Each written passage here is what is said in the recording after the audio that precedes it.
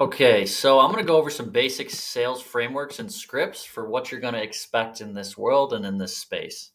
So first off, there's a lot of different theories and ways that people can go about handling sales. There's many different books written. There's many different frameworks. I'm showing you the framework that I think is most simple, that has been most effective for me. A lot of them will boil down to repackaging the same stuff or the same concepts. At the end of the day, we're trying to highlight the problem in the prospect. We're asking them questions to help them recognize their own problem, and then we're showing them how we can solve that and getting them to take a step forward and take action, right? How exactly we do that and how we go down that path can be different for many people, but we want to do that in the most efficient, effective way possible. Typically in sales frameworks and scripts, you'll see frameworks that will work for B2B, which is business to business selling. In other words, I'm a business owner selling a service to another business owner, and B2C selling, which is business to consumer. In other words, I'm a business owner selling a service or product to a consumer that is not a business owner and just wants to buy something. Um, there are frameworks that work for both, right? Sometimes you'll see different frameworks for these two things. There's also different frameworks for inbound versus outbound, right? If somebody's inbound, that means that they've come to us to try to see how we can solve their problem or offer a service to them. There's also outbound, which basically means we're reaching out to cold traffic, trying to get new people to come into our sphere. Obviously, these approaches are going to be a little different. Basic frameworks of an effective sales call: intro, discovery, gap, pitch or solution, and close. So in the intro, we're going to do things like we're jumping on the call. We're doing an introduction. Who are you? My name is Caleb. I'm, nice to meet you. How's the weather? Making some basic small talk, building some rapport before we get into the actual sales call, right? I'll go over what should typically happen in this on the advanced frameworks below, but typically intro is the intro. You're introducing yourself and who you are, what you do. Step two, discovery. So this is when we are, if you think about the term discovery, sort of like in like a courtroom, right? When we're doing discovery, they're trying to find out the facts of what's real, what's not, trying to get all the information they can before they move forward, right? That's sort of similar to what we're doing in discovery in a sales call. And so what we're doing here is we're asking questions. In the discovery, the prospect should be speaking way more than you. This is something that many people will mess up. They will ask a question, the prospect will answer, and then they'll talk for 2, 3, 4 minutes saying like, hey, oh, I do that too. I have the same thing as you. This is me. This is that, trying to build rapport. In discovery, you need to think of yourself like a therapist. Might sound crazy, might sound kind of funny, but if you think about if you've ever been to therapy or you know someone that's been to therapy or you know how it operates, the therapist actually rarely speaks throughout the entire session. Typically, they're asking effective questions that are going to get their client or patient to open up and speak, right? So they're trying to ask questions that are going to quickly open up layers of the onion. That's what we want to do in discovery. These are things like, we're asking a lot of how, why, tell me more about that type of thing, right? When we get good, we can do this very effectively, get people to open up with very few words on our end.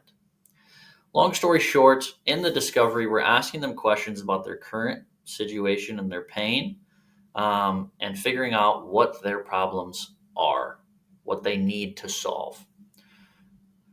Gap. So what the gap means, there's a famous book on this. I believe it's titled Gap Selling. And so this is a very important principle of selling. There's a lot of different ways this is talked about or discussed, but basically what this means is we're building this gap or this bridge of where they are now and where they want to be, right? If I'm overweight, out of shape, unhealthy, let's say I'm 200 pounds, and I want to be 150 pounds with abs, a six pack, healthy, right? Those 50 pounds are my gap, right? We see this everywhere. Maybe I'm single and I want to be in a relationship, right? The time period, the things between those two concrete positions is the gap, right? We want to highlight that and we want to stretch that. The goal is to really stretch. Oh, you're making $5,000 a month. You want to make $20,000 a month. Why aren't you making that? How long have you wanted to make 20K? How long have you been making only 5K? What is that like, right? We're stretching this gap. We're putting this big canyon between where they are and where they want to be. Super important, because right after that, conveniently enough, what we do is we come in with the solution, right? We give them the bridge from A to B. Okay, so we're coming in and we're bridging that gap that we create. The bigger the gap, the better. The better the bridge, the better, right? Typically, once they fully understand their gap, we provide them with a bridge during the pitch or offer our solution. After that is when we close, right? Obviously, closing is the part that a lot of people will talk about. Ideally, the better the front end of the call, the easier the back end is going to go. The worse the front end of the call, the harder you have to work on the close, right? If we build a great gap and a fantastic bridge or give a great pitch, there shouldn't be a ton of resistance on that close aspect. And there's ways that we can go ahead and make sure that's the case, but these are the basics of a sales framework. No matter what you're selling, whether it's a car or life insurance or something, pest control, these are the things we're always going to want to cover in a basic sales conversation. Interestingly enough, you'll actually see correlations between a lot of other things and parallels between sales and other parts of your life. You'll see something very similar to dating or to trying to communicate with family members, right? A lot of times we're asking questions, trying to figure out what are the issues of people. Anyway, you'll see a lot of parallels between sales and other parts of your life as you go through this, but it's really, really interesting stuff. Now we go into advanced sales work. I'm going to pause for a second here to shut some notifications off on my end, so bear with me here. I need to mute this.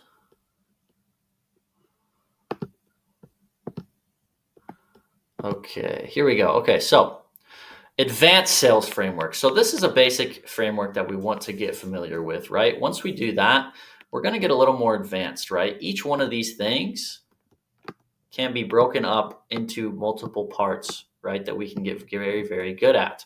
In other words, when I hear the word discovery, I'm thinking about things like current situation and pain and that type of thing in order to get them further into, get further into that discovery. In other words, right? Like this is where I'm going to target. How exactly am I going to do that? So advanced frameworks for an effective sales call, right? This is what this is going to look like. Once again, there's many different ways people will package this. This has been the most effective path for me to do very well in sales. You can take this and do with it what you will. This is what I would recommend mastering if you want to get really good at selling a lot of different things. Works very, very well for many different industries and verticals. What this is going to look like. Typically, it's an 8 to 9 step process. We're going to do the intro just like before. We're going to build rapport. That intro is going to be tied into what we call setting the agenda. So this actually, believe it or not, this part of the sales call can happen in the first 60 seconds to 2 or 3 minutes. After we build that initial rapport, we're going to do what's called setting the agenda. A lot of people miss this in sales. This can make or break a sales call. What we're doing in the agenda is we're setting the frame for the entire conversation, right? So what the setting agenda means is we're going to tell them exactly how this conversation is going to go, the path they're going to follow, that they need to follow us through the conversation. We will lead them where we want them to go. And that way they go where we want them to go, right? So that's letting them know, right? We're in control of the conversation. We're asking the questions. This is how the conversation is going to go. This is the order it's going to go in. And this is what we would like to see out of them from their side of their participation. It doesn't have to be brutal. It doesn't have to be rude. It's just the same way you would, what would happen if you were to go into a therapist or a doctor's office. They're going to say, hey, I'm going to ask you the following questions. I want to get an idea for this, this, and this, and then I can recommend this. This is how this is going to go, right? It also really displays confidence both in you and in your process. It's also going to show them, right? You know what you're doing. This is a serious conversation they need to take seriously. They can't, push you around during this conversation. You're the one solving their problem. You're the professional. You're the expert. They need to follow you through this conversation. Okay. We also call this taking frame. So this is really important. A lot of times when you get onto a sales call, someone, if you're not able to maintain the frame, in other words, you want them to step into your frame, you don't want to step into their frame. Some prospects or people are going to try and take frame from you right off the bat. What that's going to look like is something like they are going to say something like, yeah, I've been through a lot of these calls. I just want to know what you do, or just tell me how much it costs. Or they'll start asking you questions right away. At the end of the day, whoever's asking the questions is in control of the conversation at that time.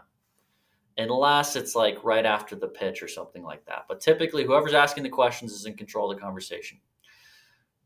Do with that information what you will. That's what I've seen to be true, regardless of whether we're in sales or other areas of life. Whoever's asking the questions is in control and has the frame, right? If I'm asking you a question, you're stepping into my frame. You're going where I want you to go. This is how we do ethical and effective persuasion. We're asking people questions, leading them to step exactly where we want them to step, verbally, mentally, psychologically. Okay. So what this, we're going to go over what this looks like in further training, but this is going to sound something like, hey, just so you know how the conversation is going to go today, I want to ask you some questions to get a better understanding for your business. Make sure it's something I can actually help you with.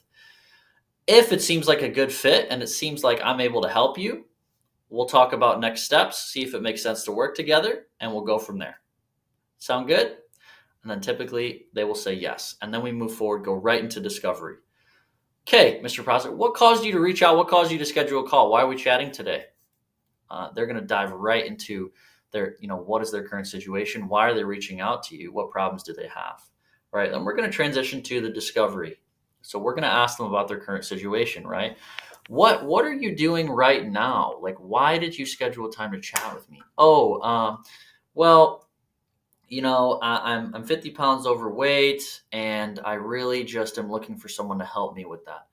Oh, so every sentence in the discovery is going to give us ammo, right? And we're going to train these things all in depth, but we're giving you a brief overview of this type of thing, right? So if someone says something, if I ask them, what caused you to schedule a time to chat with me? Let's say I'm a personal trainer. I'm selling a fitness service. Prospect is going to say, I'm 50 pounds overweight and I'm unhealthy. So already with that sentence, you can take that in multiple different directions, right? They give you plenty of ammo there. So you could say something like, okay, when you say unhealthy, like what do you mean by that? Oh, well, I have, I'm pre-diabetic. I'm gaining more weight every week. I can't lose it. It's been this long. Okay. Next question.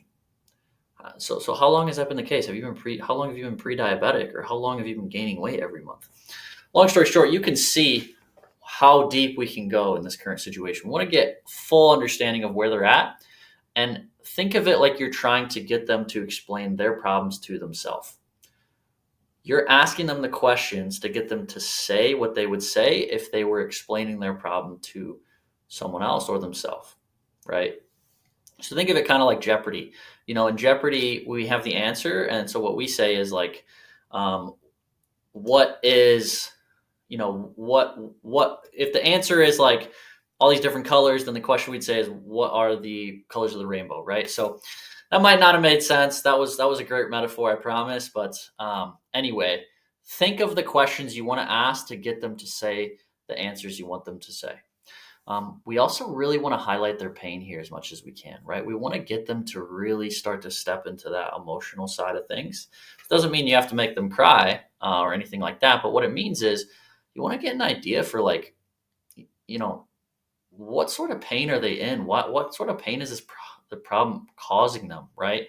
Maybe they don't have enough leads in their business. Like, okay, well, how is that affecting like the income you want to make? Or like, how long have you not been getting the leads you want? Is that a problem? Like, what other areas does that affect? Oh, you don't have enough money to take your family on vacations. Oh, what's that like? That must suck. Yeah. How long have you not been able to take your family on vacations? 3 years? You haven't made enough money to go on a vacation with your family? Wow. What's that like? You know what I mean? These are all things people can then get really, really emotional and vulnerable with you here, which is, I want to be clear, we're not manipulating them, right? This is good for you, for you and them, right? Because this is part of the process of getting them to make a decision that ideally is the best decision for them, right? All the most important things in life, marriage, going to the gym, starting a business, all these things, they're all really hard steps to take, right? So that's what a sales process is. We're helping them make a decision, take a step towards a better future, solving a problem that's important to them, right? But sometimes people need help taking that step. That's what our job is. We're not manipulating them. We're getting a benefit by helping people take the right step in their life. That's why it's important to sell a product or service you believe in. When you do that, this process you can actually change lives, believe it or not. So step 4, we're going to do timing, and timing and future pace can kind of go hand in hand here, but timing is going to be something like, why is it important that you solve this problem now as opposed to 6 months ago, or as opposed to 2 years from now? It really comes down to that. We can go into that further. Future pace is going to be when we are talking about their future situation, their desired income or outcome. So discovery is their current situation, where they're at now. The future pacing is going to be where they want to be. Remember, we talked about that gap up here, right? Where they are now, where they want to be. That's what is the difference between the current situation and the future situation. So here, we're going to start to help them paint the picture of what their ideal life and scenario looks like. So this is when we're going to ask them questions like, okay, Mr. Prospect, assuming you're able to lose the weight you want to lose, like what does that look like? Or how much weight do you want to lose? Like what does your ideal body or fitness type look like? Or what does your ideal business look like? Like, assuming you get more leads for your business, what's the ultimate goal here? Make more money. Okay. When you mean like make more money, what does that look like? Oh, make an extra 20K a month. Gotcha. Okay. And why that number specifically? Oh, well, 20K is enough to where I can buy a sports car and I can take my kids on vacation. Gotcha. Okay. Taking your kids on vacation, what kind of car do you want? And then you can kind of dig into what type of vacations you want to go on. Anyway, as far as we can get on here, painting their future picture for them, this is also going to be very emotional. Could be an emotional process for them, right? We want to get an idea for, what's important to them. Why is it important? Let me add this here. What is important to them? Why is it important to them? What does it look like? And what emotions will that evoke, right? What is it, why? What's important to you in your fitness journey, Mr. Prospect? Oh, that you lose 50 pounds. Why is losing 50 pounds important to you? Oh, because I want to be healthy. Okay, what does being healthy look like? Oh, I don't have any pain and I'm able to run around with my grandkids with lots of energy.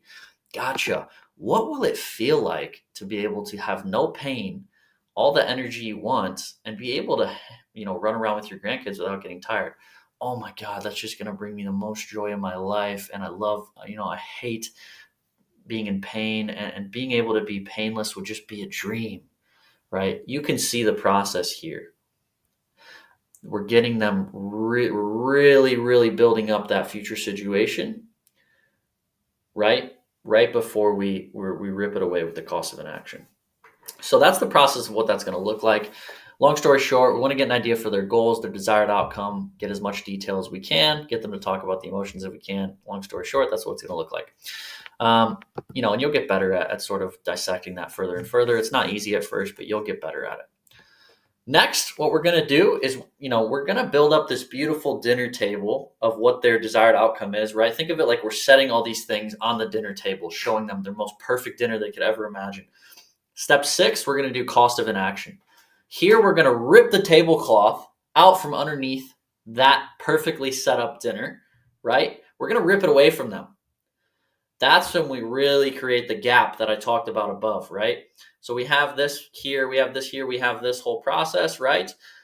When we rip that tablecloth away, hopefully this is a good, metaphor, we're taking that dream scenario away from them.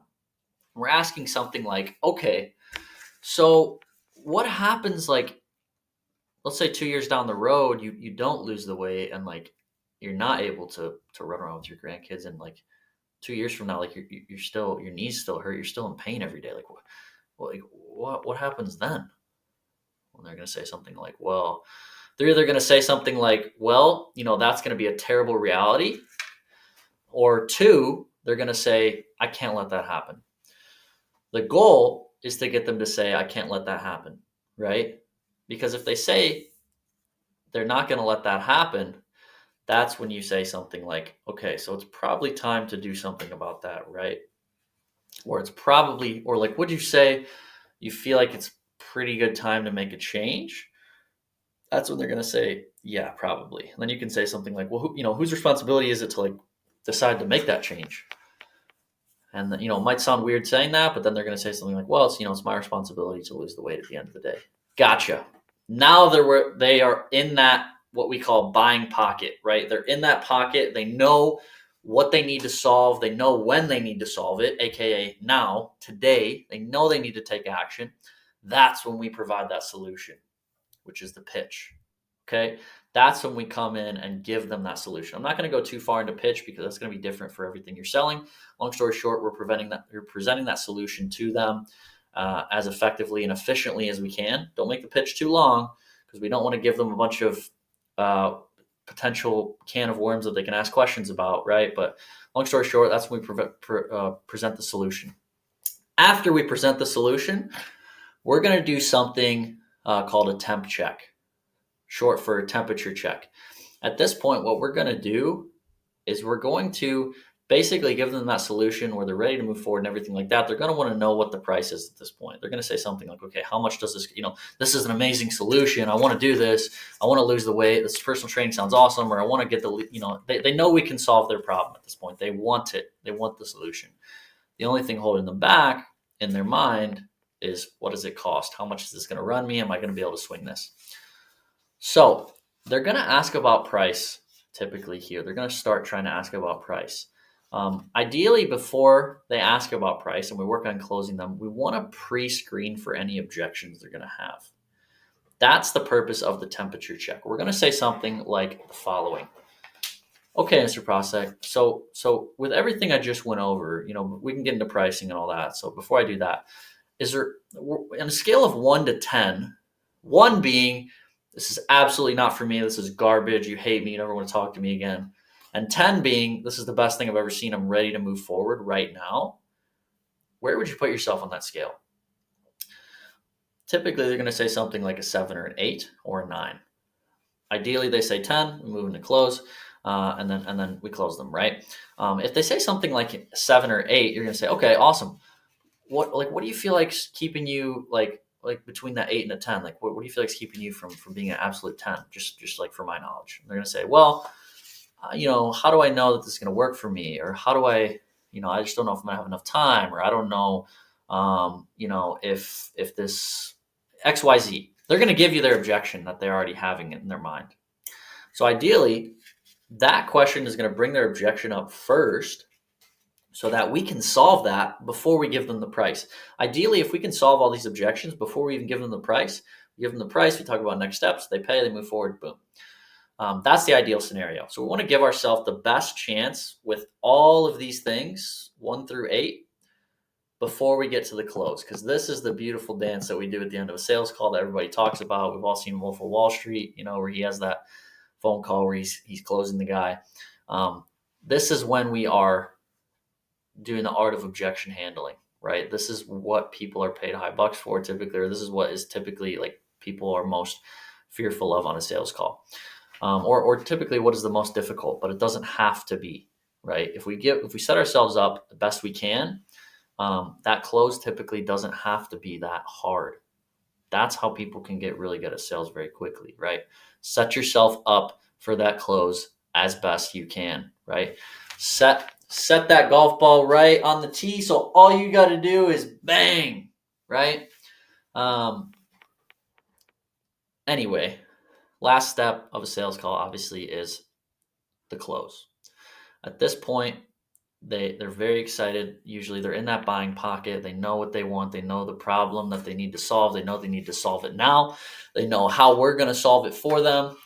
That's when we drop the price. Ideally, they're going to ask you for the price, not the other way around, right? We're going to keep asking them questions, asking if they have any questions, that type of thing, until they ask us, okay, how much does this cost? If they're asking me how much it costs before I have a chance to say it, I know they're excited, right? Anyway, however you get to the price, at this point, you're going to give the price. So you're going to say something like, it's a one-time investment of $5,000. And then you stop. Do not talk after you say the price. Typically, you're going to hear this in sales. Whoever talks first after the price loses. That is the case a lot of the time. It's not the case every time, so don't fall for that. But you don't have to sit there for 10 minutes if someone's in silence, right? But typically, a lot of beginner sales reps will talk too soon after they drop the price. So there's two ways you can say the price, right? Listen to both of these and see if you hear the difference. So, first one, how much does this cost? Well, it's a one-time investment of $5,000, and what we do is we get you onboarded right away, and then we set everything up, and you have a full 30-day refund, and if you want your money back any time, and if you need to break that payment up, we can do that and all that stuff. But yeah, it's only $5K. That's the first way you can present it. Here's the second way. How much does this cost? Yeah, so it's a one-time investment of $5K. Which one of those projects or presents more confidence? Which one of those puts the pressure on, which one of those makes it an easier process for the prospect? Typically, people will try to oversell after they say the price. The reason for that is that the sales rep does not feel comfortable saying that number in their own head. Typically, someone new to this space is not used to throwing high numbers around like that, 5K, 10K, 20K plus. And so when they say something like that, deep down in their head, they don't really believe that someone can pay them that much. And so they're going to try and oversell and mumble and talk too much in an attempt to bring the prospect over the line. That's going to push people away. If you think about if you're on a date, right? If you just talk the whole time, hey, I'm 5'11", I make all this money, I do all these things, I promise, if you do this, I'm this, and this, that's showing the other person, right? You're trying to convince them with everything you can why you're the best fit for them.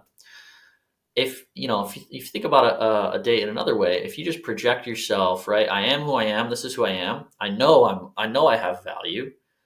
This is what I offer. This is who I am. You should see the value in me. And if you want to come after me and you want to do that, then that's the case, right? So it's very similar in sales. We want to present the problem. We want to give them the price, and we want to let them chew on that price in their head, right? We want to give them a chance to process it. Super, super important. Then, if the price is the issue, then we work on solving that, right? Typically, then you want them to speak first. If you need to sit in a minute of silence, then you need to do it. It's going to be super uncomfortable, but you have to do it in most cases. Then they're going to say something like, oh, well, just send me some information, or I need to think about it, or yeah, I need to talk to my wife. Sounds great, blah, blah, blah. This is when you start objection handling, right? And so, we can get into this, but long story short, what we want to do during objection handling is isolate and solve. That's it. People try to come up with all these different things, these things you can say, all that stuff. There's a lot of different ways you can go about it, right? There's assume, close, there's reframing, there's all these different things you can say, blah, blah, blah. At the end of the day, with our objections, the important thing is we want to isolate what even is their real objection, and then we want to solve it for them, right? So as you can see here, strategic reframes I put there, that's a way you can do that, which we'll get into. But at the end of the day, a lot of times, new sales reps will immediately offer a discount, try to get them to move forward. When sometimes price really isn't the issue for a prospect. It's the service or the results or what we call their perceived likelihood of achievement. Okay, if that's not big enough, sometimes they won't move forward. So we want to make sure price is actually the issue, right? So if they have an issue with the price or they say something like that, you could say something like, okay, like, I just want to be clear. Like, if I gave you $5,000 cash right now and said, you need to spend it on fitness, do you feel like this could be the answer for you? Would you feel comfortable spending it on this if that was the case? And then they're either going to say no, which means they have an issue with the actual service, or yes, of course I would. If it was free, I would definitely do it. And then I say, okay, why? Like, what makes you want to do it? Like, you know what I mean? And then, money's the problem. You solve the money problem. Long story short, we're going to do trainings on this, but the important part is you want to isolate the real objection, make sure that's the real objection, and then we solve it. One more thing down here, I mentioned this a little bit earlier, but the better the discovery, a good discovery plus a good gap plus a good cost of inaction plus a good pitch, etc., equals an easy close, right? If any one of these parts of the equation lack, it's going to add more load or work onto the close. Okay, so a lot of people think the front end of the call doesn't matter and that you just need to be good at closing. Definitely not the case. Oftentimes, our discovery or our cost of inaction will really be where the call is made, or where it make or breaks. That can even be the pitch. If we give a crap pitch after everything else, they still typically won't close. So keep this in mind when you're doing a call, right? The better you do the first parts of the call, the easier the close is going to be. Of course, that depends on the prospect and situation. We want to make sure that it's actually a good product that will solve their problem before we do that. But in general sense, generally speaking, the better the discovery, the better the front end of the call, easier it will be to close. Hopefully this was helpful. I look forward to doing one-on-one trainings and diving into all parts of these calls even deeper with all of you. Thanks.